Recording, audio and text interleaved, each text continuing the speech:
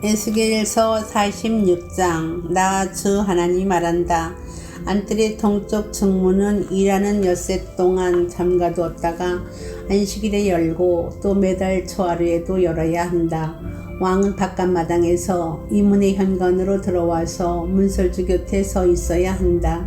제사장들이 그의 번제물과 화목제물을 바치는 동안에는 그가 그 대문의 문지방 앞에서 엎드려 경배하고 바깥으로 나가야 한다. 그 문은 저녁 때까지 닫지 말아야 한다. 이 땅의 백성도 안식일과 매월 초하루에는 이 문 어귀에서 저 앞에 엎드려 경배해야 한다. 왕이 안식일에 주께 바쳐야 할 번제물은 흠없는 어린 양 6마리와 흠없는 순양 1마리이다. 곡식제물은 순양 1마리에는 밀가루 1에바를 곁들여 바치고 어린 순양에는 밀가루를 원하는 만큼 곁들여 바쳐야 하고 밀가루 1에바에는 기름 1흰을 곁들여 바쳐야 한다. 매달 초하루에는 흠없는 숫송아지 1마리와 어린 양 6마리와 순양 1마리를 흠없는 것으로 바쳐야 한다. 또 곡식제물로는 숫송아지 1마리에는 밀가루 1에바를, 순양 1마리에도 밀가루 1에바를, 어린 양에는 그가 원하는 만큼 곁들여 바칠 것이며 밀가루 1에바에는 기름 1흰을 곁들여 바쳐야 한다. 왕이 성전에 들어올 때에는 정문의 현관으로 들어왔다가 나갈 때에도 그 길로 나가야 한다. 그러나 이 땅의 백성이 성의 때에 주 앞에 나올 경우에는 북쪽문으로 들어와서 경배한 사람은 남쪽문으로 나가고 남쪽문으로 들어온 사람은 북쪽문으로 나가야 한다. 누구든지 들어온 문으로 뒤돌아 나가서는 안 되며 반드시 똑바로 앞쪽으로 나가야 한다. 백성이 들어올 때에 왕도 그들과 함께 들어왔다가 그들이 나갈 때에 왕도 나가야 한다. 모든 절기와 성의 때에 바칠 곡식제물은 숫송아지 1마리에는 밀가루 1에바를 곁들이고 순양 1마리에도 밀가루 1에바를 곁들이고 어린 순양에는 원하는 만큼 곁들여 바치고 밀가루 1에바에는 기름 1흰을 곁들여 바쳐야 한다. 왕이 스스로 하고 싶어서 번제물이나 화목제물을 주에게 바치려고 하면 그에게 동쪽으로 난 대문을 열어줘야 한다. 그는 안식일에 자신의 번제물이나 화목제물을 바친 것과 같이 하고 밖으로 나간 다음에는 그 문을 닫아야 한다. 또 너는 매일 주에게 1년 된 흠없는 어린 양 하나를 번제물로 바쳐야 한다. 너는 아침마다 그것을 바쳐야 한다. 아침마다 바치는 번제물에는 밀가루 6분의 1 에바와 그것을 반죽할 기름 3분의 1 흰을 곁들여 바쳐야 한다. 이것이 주에게 바치는 곡식제물로서 영원히 지킬 규례이다. 이렇게 제사장들은 아침마다 어린 양과 곡식제물과 기름을 준비하여 정규적으로 드리는 번제물로 바쳐야 한다. 나 주 하나님이 말한다. 만일 왕이 자신의 아들 가운데서 어떤 아들에게 유산을 떼어서 선물로 주면 그것은 아들의 재산이 된다. 이런 것은 유산으로서 아들의 재산이 된다. 그러나 만일 왕이 어떤 신하에게 유산을 떼어서 선물로 주면 그것은 희년까지만 그 신하의 소유가 되고 희년이 지나면 왕에게로 되돌아간다. 왕의 유산은 그의 아들들의 것으로서 오직 그들의 차지가 되어야 한다. 왕은 백성의 유산을 빼앗고 그들을 폭력으로 내쫓아서 그들의 유산을 차지해서는 안 된다. 왕은 자신의 재산만을 떼어서 자식들에게 유산으로 나누어 줘야 한다. 그래서 내 백성 가운데서는 아무도 자신의 재산을 잃고 멀리 흩어져 다니는 일이 없게 하여라. 그런 다음에 그가 나를 데리고 중문 곁에 있는 통로로 북쪽에 있는 제사장들의 거룩한 방에 이르렀는데 거기에서 보니 그 거룩한 방들의 뒤편 서쪽에 빈터 하나가 있었다. 그가 나에게 일러주었다. 여기가 제사장들이 속건제물과 속죄제물을 삶으며 곡식제물을 굽는 장소다. 그들이 그 제물을 바깥들로 들고 나갔다가 그 거룩한 제물에 백성이 해를 입게 하는 일이 없게 하려고 한 것이다. 또 그가 나를 바깥들로 데리고 나가서 그들의 내구석으로 나를 데리고 다녔는데 보니 구석마다 뜰이 하나씩 있었다. 그 뜰의 네 구석에는 담으로 둘린 작은 뜰들이 있었고 그 길이는 40자요 너비는 30자였다. 이렇게 네 뜰의 크기가 같았다. 그 작은 네 뜰에는 돌담이 둘러쳐 있었고 그 돌담 밑으로 들어가며 고기를 삶는 솥이 걸려 있었다. 그가 내게 일러주었다. 이곳은 성전에서 시중드는 사람들이 백성의 희생 제물을 삶는 부엌이다. 에스겔 47장. 그가 나를 데리고 다시 성전문으로 갔는데 보니 성전 정면이 동쪽을 향하여 있었는데 문지방 밑에서 물이 솟아나와 동쪽으로 흐르다가 성전의 오른쪽에서 밑으로 흘러내려가서 제단의 남쪽으로 지나갔다. 또 그가 나를 데리고 북쪽 문을 지나서 바깥으로 나와 담을 돌아서 동쪽으로 난문에 이르렀는데 보니 그 물이 동쪽 문의 오른쪽에서 솟아나오고 있었다. 그가 줄자를 가지고 동쪽으로 재면서 가다가 천자가 되는 곳에 이르러 나더러 물을 건너보라고 하기에 건너보니 물이 발목에까지 올라왔다. 그가 또 재면서 가다가 천자가 되는 곳에 이르러 나더러 물을 건너보라고 하기에 건너보니 물이 무릎까지 올라왔다. 그가 또 재면서 가다가 천자가 되는 곳에 이르러 나더러 물을 건너보라고 하기에 건너보니 물이 허리까지 올라왔다. 그가 또 재면서 가다가 천자가 되는 곳에 이르렀는데 거기에서는 물이 내가 건널 수 없는 강이 되었다. 물이 불어서 헤엄을 쳐서나 건널까 걸어서 건널 수 있는 물은 아니었다. 그가 나에게 말하였다. 사람아, 내가 이것을 자세히 보았느냐? 그런 다음에 그가 나를 강가로 다시 올라오게 하였다. 내가 돌아올 때에는 보니 이미 강의 양쪽 언덕에 많은 나무가 있었다. 그가 나에게 일러주었다. 이 물은 동쪽 지역으로 흘러나가서 아라바로 내려갔다가 바다로 들어갈 것이다. 이 물이 바다로 흘러 들어가면 죽은 물이 살아날 것이다. 이 강물이 흘러가는 모든 곳에서는 온갖 생물이 번성하며 살게 될 것이다. 이 물이 사해로 흘러 들어가면 그 물도 깨끗하게 고쳐질 것이므로 그곳에도 아주 많은 물고기가 살게 될 것이다. 강물이 흘러가는 곳이면 어디서나 모든 것이 살 것이다. 그때에는 어부들이 고기를 잡느라고 강가에 늘 들어설 것이다. 어부들이 엔게디에서부터 에네글라임에 이르기까지 어디에서나 그물을 칠 것이다. 물고기의 종류도 지중해에 사는 물고기의 종류와 똑같이 아주 많아질 것이다. 그러나 사해의 진펄과 개펄은 깨끗하게 고쳐지지 않고 계속 소금에 절어 있을 것이다.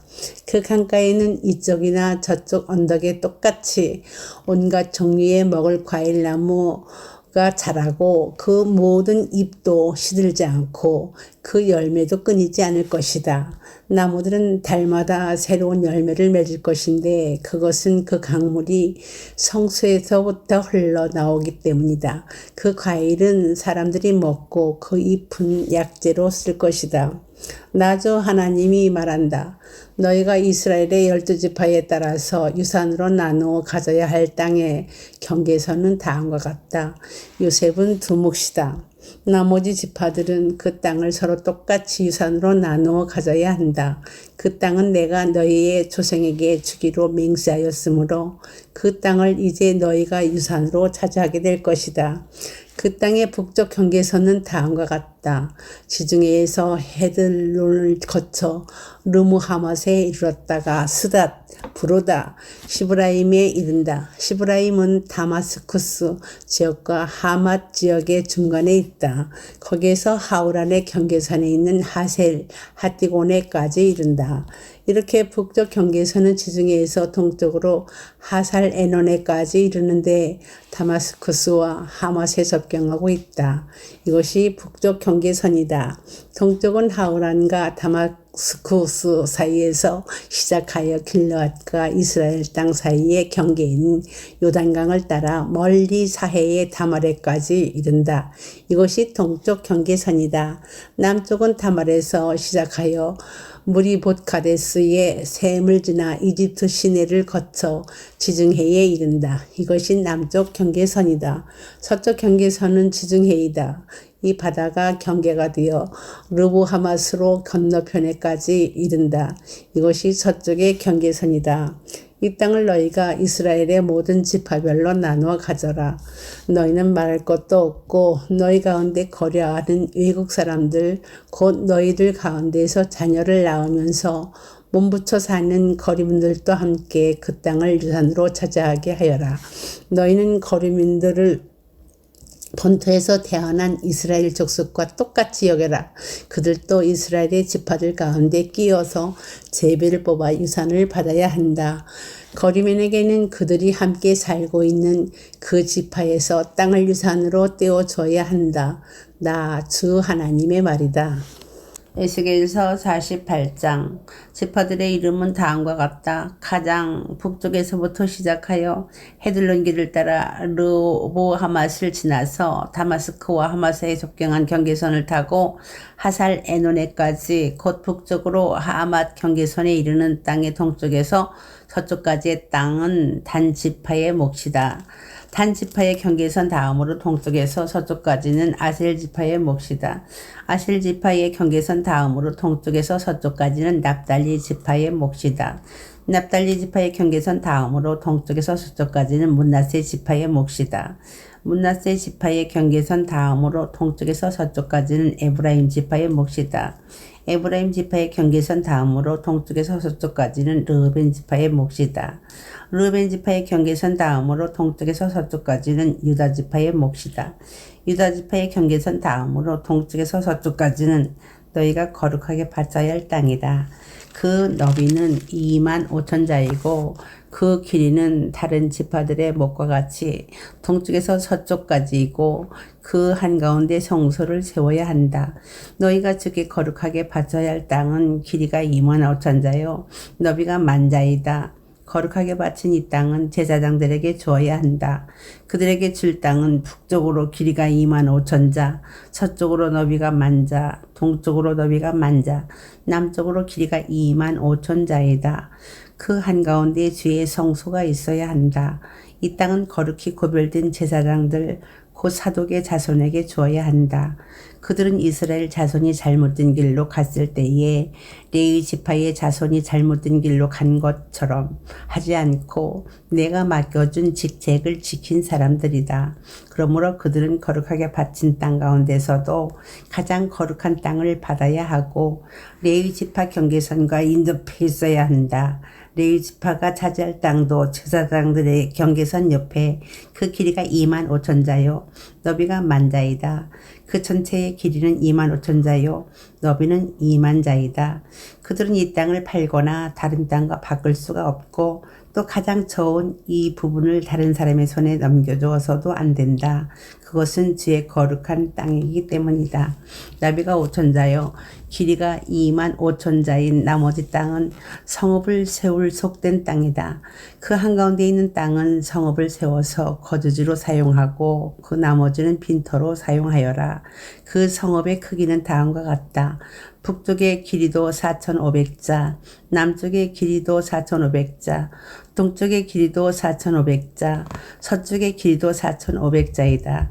이 성읍 빈터의 크기는 북쪽의 너비가 250자, 남쪽의 너비가 250자, 동쪽의 너비가 250자, 서쪽의 너비가 250자이다. 거룩하게 바친 땅과 인접한 나머지 땅의 길이는 동쪽으로 10,000자이고 서쪽으로도 10,000자이다. 그 땅은 거룩하게 바친 땅과 인접하여야 하며 그 농산물은 성읍에서 일하는 사람들의 먹거리가 되어야 한다. 이스라엘의 모든 지파에서 뽑혀와서 성읍에서 일하는 사람들만이 그 땅을 경작할 수가 있다. 거룩하게 바친 땅 전체는 길이도 25,000자요 너비도 25,000자이다. 너희는 이렇게 그 성읍의 소유주를 포함하여 거룩하게 바친 땅을 네모 반듯하게 구별해 놓아야 한다. 거룩하게 구별하여 바친 땅의 양옆과 성읍에 딸린 소유지의 양옆에 있는 나머지 땅은 왕에게 돌아갈 몫이다. 거룩하게 바친 땅, 곧 25,000자가 되는 지역에서 동쪽 국경까지와 25,000자가 되는 지역에서 서쪽 국경까지 다른 지파들의 몫과 평행되게 뻗어 있는 나머지 땅이 왕의 몫이다. 거룩하게 구별하여 바친 땅과 성전의 성소가 그 땅의 한가운데 있어야 한다. 그래서 레위 지파의 유산과 성읍에 딸린 소유지는 왕의 소유지의 한가운데 있게 된다. 왕의 소유지는 유다 지파의 경계선과 베냐민 지파의 경계선 사이에 있다. 나머지 지파들이 차지할 땅은 다음과 같다. 동쪽에서 서쪽까지는 베냐민 지파의 몫이다. 베냐민 지파의 경계선 다음으로 동쪽에서 서쪽까지는 시몬 지파의 몫이다. 시몬 지파의 경계선 다음으로 동쪽에서 서쪽까지는 이사갈 지파의 몫이다. 이사갈 지파의 경계선 다음으로 동쪽에서 서쪽까지는 스불론 지파의 몫이다. 스불론 지파의 경계선 다음으로 동쪽에서 서쪽까지는 갓 지파의 몫이다. 갓 지파의 경계선은 남쪽의 국경선이 다말에서부터 시작하여 무리바 가데스 셈에 이르고 거기서 이집트 시내를 따라 지중해에 이른다. 이것이 너희가 제비를 뽑아 유산으로 이스라엘의 지파들에게 나누어 줘야 할 땅이다. 이 땅들이 바로 그 지파들의 몫이다. 나 주 하나님의 말이다. 그 성읍의 문들은 다음과 같다. 북쪽 성벽은 너비가 4,500자이다. 이 성읍의 문들은 이스라엘 지파들의 이름에 따라 부른 것이다. 북쪽에 문이 셋 있는데 하나는 르벤문, 하나는 유다문, 하나는 레위문이다. 동쪽 성벽도 너비가 4,500자이고 문이 셋 있는데 하나는 요셉문이고 하나는 베냐민문이고 하나는 단문이다. 남쪽 성벽도 너비가 4,500자이고 문이 셋 있는데 하나는 시몬문이고 하나는 이사갈문이고 하나는 스불론문이다. 서쪽 성벽도 너비가 4,500자이고 문이 셋 있는데 하나는 간문이고 하나는 아셀문이고 하나는 납달리문이다. 이렇게 그 둘레가 18,000자이다. 이 성읍의 이름이 이제부터는 여호와 샤마라고 불릴 것이다. 요한일서 2장. 나의 자녀 여러분, 내가 여러분에게 이렇게 쓰는 것은 여러분으로 하여금 죄를 짓지 않도록 하려는 것입니다. 누가 죄를 짓더라도 아버지 앞에서 변해 주시는 분이 우리에게 계시는데 곧 의로우신 예수 그리스도이십니다. 그는 우리 죄를 위한 화목제물이시니 우리 죄만 위한 것이 아니라 온 세상을 위한 것입니다. 우리가 하나님의 계명을 지키면 이것으로 우리가 하나님을 참으로 알고 있음을 알게 됩니다. 하나님을 알고 있다고 하면서 하나님의 계명을 지키지 아니하는 사람은 거짓말쟁이요, 그 사람 속에는 진리가 없습니다. 그러나 누구든지 하나님의 말씀을 지키면 그 사람 속에서는 하나님께 대한 사랑이 참으로 완성됩니다. 이것으로 우리가 하나님 안에 있음을 압니다. 하나님 안에 있다고 하는 사람은 자기도 그리스도께서 사신 것과 같이 마땅히 그렇게 살아가야 합니다. 사랑하는 여러분, 내가 여러분에게 써보내는 것은 새 계명이 아니라 여러분이 처음부터 가진 옛 계명입니다. 그 옛 계명은 여러분이 들은 그 말씀입니다. 나는 다시 여러분에게 새 계명을 써보냅니다. 이 새 계명은 하나님께도 참되고 여러분에게도 참됩니다. 어둠이 지나가고 참빛이 벌써 비치고 있기 때문입니다. 빛 가운데 있다고 말하면서 자기 형제자매를 미워하는 사람은 아직도 어둠 속에 있습니다. 자기 형제자매를 사랑하는 사람은 빛 가운데 머물러 있으니 그 사람 앞에는 올무가 없습니다. 자기 형제자매를 미워하는 사람은 어둠 속에 있고 어둠 속을 걷고 있으니 자기가 어디로 가는지를 알지 못합니다. 어둠이 그의 눈을 가렸기 때문입니다.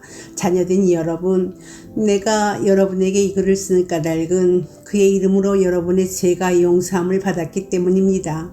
아버지 된 여러분, 내가 여러분에게 이 글을 쓴 까닭은 여러분이 태초부터 계신 분을 알고 있기 때문입니다. 젊은이 여러분, 내가 여러분에게 이 글을 쓴 까닭은 여러분이 이미 악한 자를 이겼기 때문입니다. 어린이 여러분, 내가 여러분에게 이 글을 쓴 까닭은 여러분이 이미 하늘 아버지를 알고 있기 때문입니다. 아버지 된 여러분, 내가 여러분에게 이 글을 쓴 까닭은 여러분이 태초부터 계신 분을 알고 있기 때문입니다. 젊은이 여러분, 내가 여러분에게 이 글을 쓰는 까닭은 여러분이 강하고 하나님의 말씀이 여러분 속에 있어서 여러분이 그 악한 자를 이겼기 때문입니다. 여러분 세상이나 세상에 있는 것들을 사랑하지 마십시오. 누가 세상을 사랑하면 그 사람 속에는 하늘 아버지에 대한 사랑이 없습니다. 세상에 있는 모든 것, 곧 육체의 욕망과 눈의 욕망과 세상 살림에 대한 자랑은 모두 하늘 아버지에게서 온 것이 아니라 세상에서 온 것이기 때문입니다.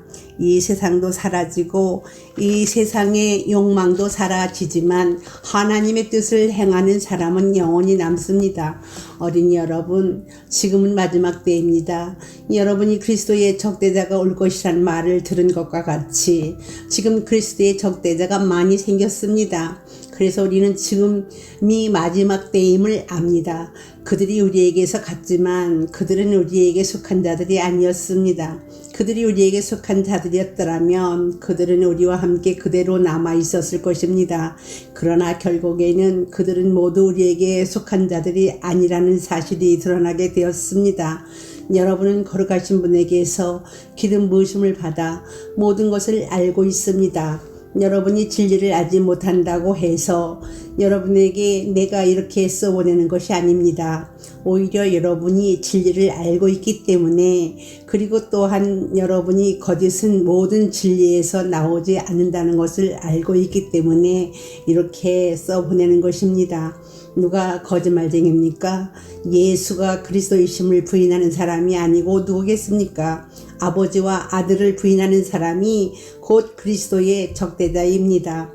누구든지 아들을 부인하는 사람은 아버지를 모시고 있지 않는 사람이요, 아들을 시인하는 사람은 아버지를 또한 모시고 있는 사람입니다. 여러분이 처음부터 들은 것을 여러분 속에 간직하십시오. 여러분이 처음부터 들은 그것이 여러분 속에 있으면 여러분도 아들과 아버지 안에 있게 될 것입니다. 이것은 그가 친히 우리에게 주신 약속인데 곧 영원한 생명입니다. 나는 여러분을 미혹하는 자들에게 관하여 이렇게 썼습니다. 여러분으로 말하자면 그가 기름 부어주신 것이 여러분 속에 머물러 있으니 여러분은 아무에게서도 가르침을 받을 필요가 없습니다. 그가 기름 부어주신 것이 여러분에게 모든 것을 가르쳐 줍니다. 그리고 그 가르침은 참이요 거짓이 아닙니다. 여러분은 그 가르침대로 언제나 그리스도 안에 머물러 있으십시오. 그러므로 자녀된 여러분, 그리스도 안에 머물러 있으십시오. 그렇게 해야 그가 나타나실 때에 우리가 담대함을 가지게 될 것이며 그가 오실 때에 그 앞에서 부끄러움을 당하지 않을 것입니다. 여러분이 하나님께서 의로우신 분임을 알면 의를 행하는 사람은 누구나 다 하나님에게서 났음을 알 것입니다. 시편 80편. 아, 이스라엘의 목자이신 주님, 요셉을 양떼처럼 인도하시는 주님, 귀를 기울여 주십시오. 그룹 위에 앉으신 주님, 빛으로 나타나 주십시오. 에브라임과 베냐민과 문나스 앞에서 주님의 능력을 떨쳐 주십시오. 우리를 도우러 와 주십시오. 하나님, 우리를 회복시켜 주십시오. 우리가 구원을 받도록 주님의 빛나는 얼굴을 나타내 주십시오. 주 만군의 하나님, 얼마나 오랫동안 주님의 백성들이 올리는 기도를 누엽게 여기시렵니까? 주님께서 그들에게 눈물의 빵을 먹이시고 눈물을 물리도록 마시게 하셨습니다. 우리를 우리의 이웃에게 시비거리가 되게 하시니 원수들이 우리를 비웃습니다. 만군의 하나님, 우리를 회복시켜 주십시오. 우리가 구원을 받을 수 있도록 주님의 빛나는 얼굴을 나타내어 주십시오. 주님께서는 이집트에서 포도나무 한 그루를 뽑아오셔서 문나라를 몰아내시고 그것을 심으셨습니다. 땅을 가꾸시고 그 나무에 뿌리를 내리게 하시더니 그 나무가 온 땅을 채웠습니다. 산들이 그 포도나무 그늘에 덮이고 울창한 백향목도 그 가지로 뒤덮였습니다. 그 가지는 지중해까지 뻗고 새수는 유프라데스 강에까지 뻗었습니다. 그런데 어찌하여 주님께서는 그 울타리를 부수시고 길을 지나가는 사람마다 그 열매를 따먹게 하십니까? 멧돼지들이 숲에서 나와서 마구 먹고 들짐승들이 그것을 먹어 치우게 하십니까? 만군의 하나님, 우리에게 돌아오십시오. 하늘에서 내려다보시고 이 포도나무를 보살펴 주십시오. 주님의 오른손으로 심으신 이 줄기와 주님께서 몸소 굳세게 키우신 햇가지를 보살펴 주십시오. 주님의 포도나무는 불타고 꺾이고 있습니다. 주님의 분노로 그들은 멸망해 갑니다. 주님의 오른쪽에 있는 사람, 주님께서 몸소 굳게 잡아주신 인자 위에 주님의 손을 얹어 주십시오. 그리하면 우리가 주님을 떠나지 않을 것이니 주님의 이름을 부를 수 있도록 우리에게 새 힘을 주십시오. 만군의 하나님, 우리를 회복시켜 주십시오. 우리가 구원을 받도록 주님의 빛나는 얼굴을 나타내어 주십시오. 아멘.